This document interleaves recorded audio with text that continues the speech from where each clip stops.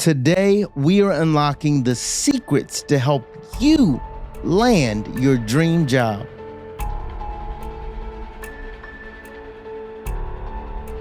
What's up? I'm your boy, StephenMotivate, and I'm happy to have you back again for another episode of The Journey, where today we're talking about a topic that makes a lot of people nervous, gets a lot of people scared. It's time for you to get that dream job, and you have to prepare for the interview. Well, what do? How do you prepare for an interview properly?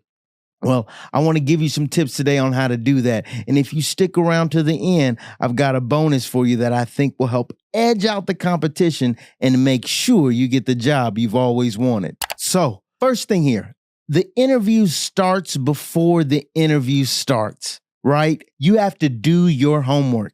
You got to do your homework on the company. You got to do research on their mission, on their vision, on their values. What's the culture of the company like? Have they been in the news recently? You have to do your homework on the company so that you come to the interview well prepared. So that's the first thing. Before the interview even starts, make sure you do your homework. But don't just do homework on the company. You also need to do homework on yourself. What's your story? How does your story fit into their story? What impact will you make? Know yourself as you get into this job, as you get into this interview.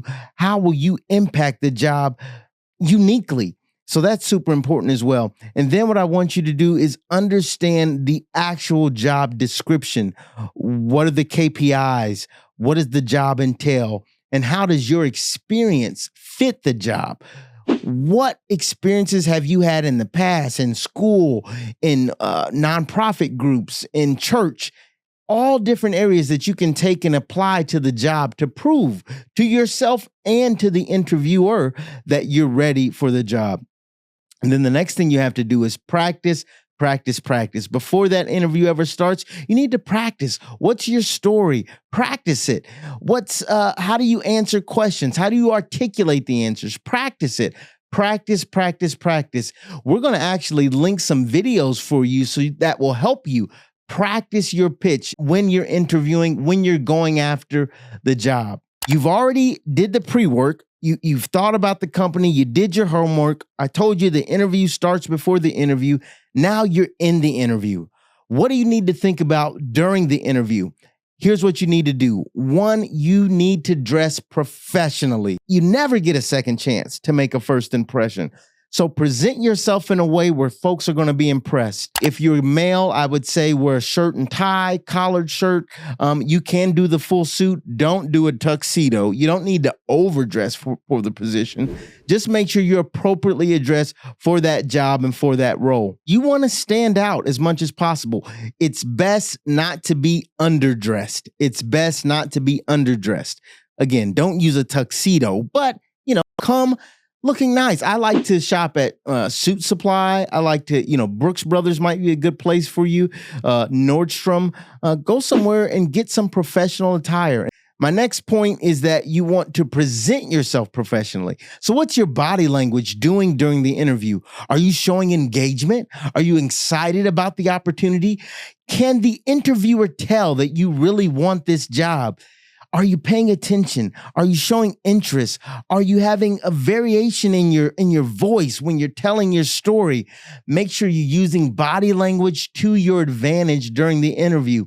It will set you apart if you do it right. In addition to using great body language, you really want to structure your responses. A good example of how to structure your responses is using the STAR method. Not sure if you've ever heard of this. You can do your own research on it. You can YouTube it, Google it. But the STAR method is essentially this: situation, task, action, result. Here's the situation I was in. Here's what I was tasked with. These are the actions I took. This is the result we got. That's the STAR method. So you really want to structure your responses in this way.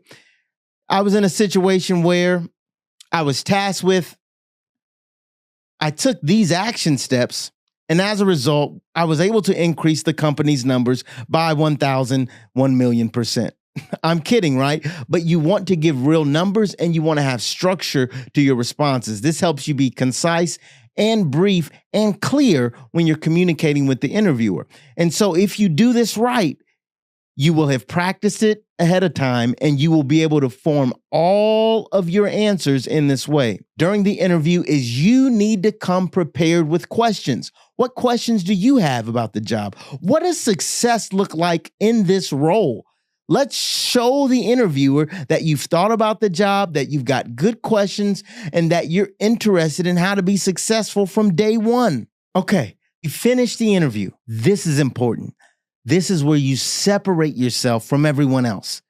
Within the first 24 hours, send a thank you note. Hey, thank you so much for the interview. I really appreciated the questions that you asked. I really see myself joining this team. I'd love to be a part, et cetera, right? You're going to let them know that, one, you appreciate the opportunity that was given to you. And you're going to go as far as to say, hey, I want to reiterate to you that I really do want this job. Doing that, again, will separate you from the competition and allow you to stand out. Because I'm going to tell you right now, most people aren't doing that. So you followed up. Good. Now reflect on how you performed. Reflect on where you feel like you did well and where you could improve in the future. This is just good practice, whether you're going after a job, trying to get a girl, or trying to get a goal. You always need to self-reflect. All right. If you made it this far, let me give you my bonus tip. I actually have my own company and I'm a boss. And so I hire people and I fire people. And so I actually look for these things when I'm hiring. But what's most important is I don't just look for professional skills. See, here's the thing. People want to work around people they like and people they feel like they can relate to. So when you're interviewing, you want to not only have professional achievements, but you want to intertwine your personal experiences into those professional achievements to make yourself seem more relatable. Let's say you're dealing with something in leadership. Well, talk about how you've led your family, or how you've led your brothers and sisters, or how you've led your children. Never be afraid to intertwine your personal experience because it makes you feel relatable, and people want to work with people they like. So knowing a little bit about you may help you be that much more likable. Look, I hope this video helped you. I know that interviewing can seem daunting, but I guarantee if you do the things that I told you in this video, not only will you get the job, you'll also have opportunities for more jobs and more promotions. Your career will flourish if you do these things because most people aren't doing them and most people aren't you. You are great. You are amazing. And I want you to win. Stay motivated. This is your boy, StephenMotivate. Peace.